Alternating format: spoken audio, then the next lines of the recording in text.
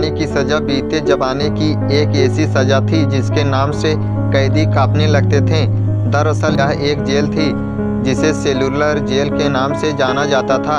आज भी लोग इसे इसी नाम से जानते हैं। यह जेल अंडमान निकोबार द्वीप की राजधानी पोर्ट ब्लेयर में बनी हुई है। इसे अंग्रेजों द्वारा भारतीय स्वतंत्रता संग्राम के सेनानियों को कैद रखने के लिए बनाया गया था, जो कि भारत की भूमि से हजारों किलोमीटर दूर स्थित थी। काला पानी का भाव सांस्कृतिक शब्द काल से बना माना जाता है, जिसका अर्थ होता है समय या मृत्यु। यानी काला पानी शब्द का अर्थ मृत्यु के स्थान से लिया गया है, जहां से कोई वापस नहीं आता।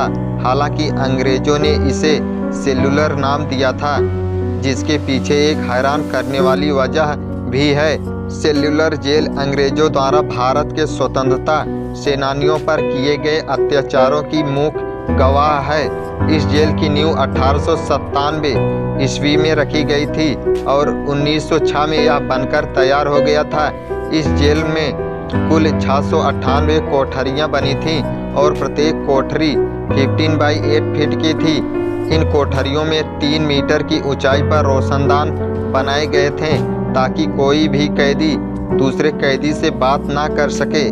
यह जेल गहरे समुद्र से घिरी हुई है, जिसके चारों ओर कई किलोमीटर तक सिर्फ और सिर्फ समुद्र का पानी ही दिखता है।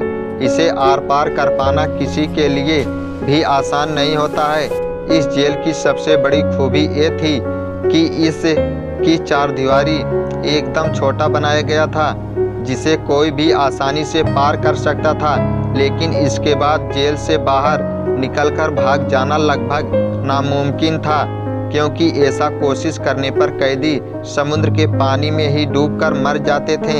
इस जेल के नाम सेलुलर पड़ने के पीछे एक वजह भी है। दरअसल यहाँ पर हर कैदी के लिए एक अलग सेल होती थी और हर कैदी को अलग अलग ही रखा जाता था ताकि वो एक दूसरे से बात ना कर सकें। ऐसे में कैदी बिल्कुल अकेले पड़ जाते थे और वो अकेलापन उनके लिए सबसे ज़्यादा भयानक होता था। कहते हैं कि इस जेल में न जाने कितने ही भारतीयों को फांसी की सज़ा दी गई थी। इसके अलावा कई तो दूसरी वजहों से भी मर गए थे, लेकिन इसका रिकॉर्ड कहीं मौजूद नहीं है।